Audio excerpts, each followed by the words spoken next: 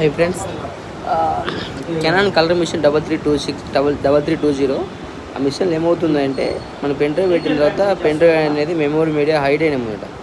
Hide అయిపోతే మనకి ఆ పెన్ డ్రైవ్ నుంచి పెన్ డ్రైవ్కి స్కాన్ చేసుకోలేము, పెన్ డ్రైవ్ నుంచి ప్రింట్ ఇచ్చుకోలేము. అది కెనాన్ మిషన్లో బ్లాక్ అండ్ వైట్ 4.5 4.7 సీరీస్ కూడా సేమ్ ఇదే ప్రాసెస్ ఉంటుంది. ఒకసారి చెక్ చేసుకోండి.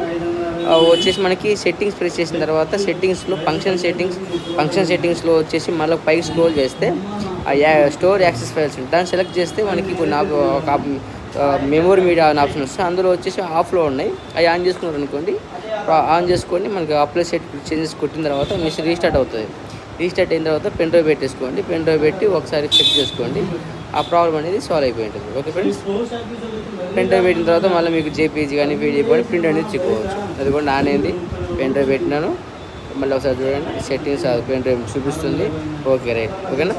అలా సెట్టింగ్స్లోకి వెళ్ళాలి. సెట్టింగ్స్లో మెయిన్ సెలెక్ట్ చేసినాక డిస్ప్లేలో వస్తుంది.